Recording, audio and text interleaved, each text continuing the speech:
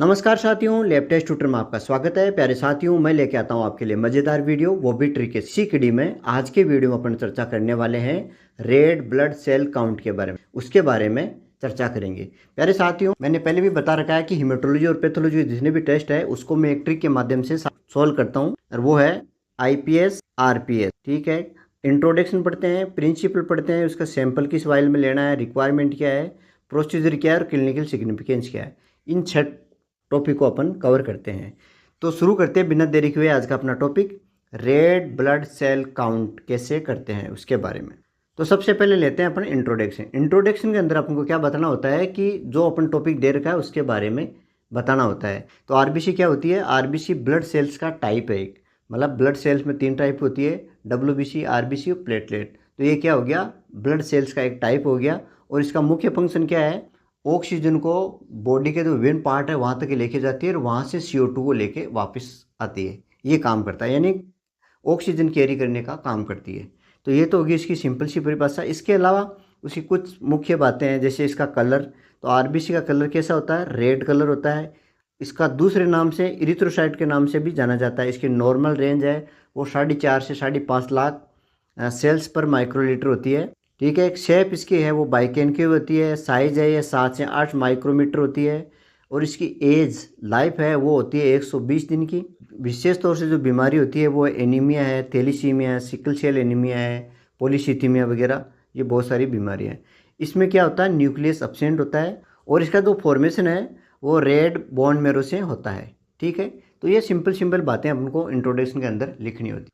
अगला पॉइंट है अपना इसका प्रिंसिपल। प्रिंसिपल क्या होता है? प्रिंसिपल का मतलब हो गया कि किस बेस पर ये कार्य कर रहा है, ये टेस्ट है किस बेस पर लगेगा। तो प्रिंसिपल के अंदर अपन क्या करते हैं, तो ब्लड सैंपल है उसको डाइल्यूटिव फ्लूइड के साथ मिक्स करके और इसको न्यू बार चैम्बर में चार्ज करके माइक्रोस्कोप के अंडर में इसको काउंट किया जाता है। कहने का मतलब इसको 1:1000 रेशियो, यानी कहने का मतलब अगर एक ड्रॉप अपन ब्लड सैंपल लेना है तो 200 ड्रॉप उसकी डाइल्यूटिंग फ्लूइड की लेनी है। उन दोनों को मिक्स करना है, कुछ देर की रखना है। रखने होने के बाद में इसको क्या करते हैं अपन, न्यू बार चैम्बर को चार्ज करके माइक्रोस्कोप के अंदर इसको काउंट करते हैं। अगला पॉइंट है सैंपल। तो इसका सिंपल सा जो सबसे बेस्ट सैंपल होता है वो EDT ब्लड होता है, या अपन कैपिलरी ब्लड भी ले सकते हैं। कैपिलरी ब्लड का मतलब फिंगर को प्रिक करके वहाँ से डायरेक्ट भी ले सकते हैं। ठीक है, यानी फिंगर प्रिक करके भी अपन इसको ले सकते हैं। इसके अलावा इसमें रिक्वायरमेंट क्या क्या है इस टेस्ट को लगाने के लिए?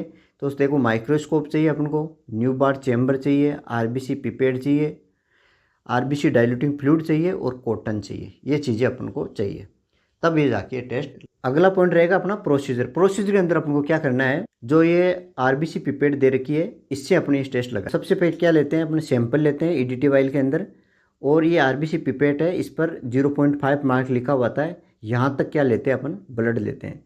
उसके बाद हम क्या करते हैं, कॉटन की सहायता से और उसको जो बाहर जो ब्लड लगा हुआ था है उसको साफ कर लेते हैं। ठीक है, दूसरा पॉइंट ये हो गया। तीसरा क्या करते हैं, अपने पास जो डाइल्यूटिंग फ्लूइड है उसको यहाँ तक उसको फिलअप कर लेते हैं। फिलअप करने का मतलब ये 120 रेशियो हो गया।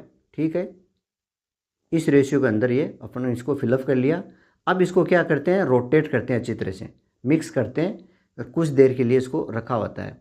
रखने के बाद हम अपन क्या करते हैं, न्यू बार चैम्बर लेते हैं और उसके ऊपर कवर स्लिप लगा लेते हैं। कवर स्लिप लगाने के बाद में उसको चार्ज करते हैं, यानी कवर स्लिप और न्यू बार चैम्बर के बीच में जो ये अपने सॉल्यूशन तैयार किया था उसको छोड़ देते हैं। ये फैल जाता है इस तरह से। ठीक है, और इस तरह से इसका जो राइट बता रखा है कौन सा इसमें राइट है, तो जो राइट तरीका होता है वो होता है मतलब पूरा पर फैल जाना चाहिए अच्छी तरह से। ठीक है, वो हो गया।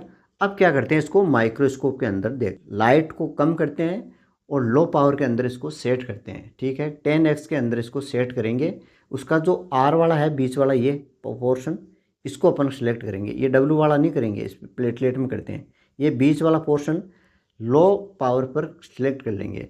उसके बाद हम क्या करेंगे, उसको हाई पावर यानी 45x पर इसको सेट करके और उसके अंदर जो भी ये खाने दे रखे हैं, 1 मिनट, ये जो 25 स्कोर दे रखे हैं यहाँ पर जितने भी अपन को RBC दिखेगी इस तरह से एक प्रत्येक खाने में यूँ चलते जाएंगे और इसको काउंट करते रहेंगे। ठीक है, तो टोटल काउंट करने के बाद में उसको एक जगह लिख लेते हैं और उसको 10,000 से गुणा कर देते हैं। जो संख्या आएगी वो अपनी रीडिंग हो जाएगी। ठीक है, अब इसी चीज़ को अपन लिखेंगे कैसे। सबसे पहले क्या करना है, आरबीसी पिपेट लेनी है। आरबीसी पिपेट में जो ब्लड सैंपल है उसको 0.5 मार्क तक भरना है उसको। उसके बाद में कॉटन की सहायता से बाहर जो ब्लड लगा हुआ है उसको साफ करेंगे। साफ करने के बाद में आरबीसी में जो 101 मार्क लिखा हुआ है वहाँ तक डाइल्यूटेड फ्लूइड को लेंगे।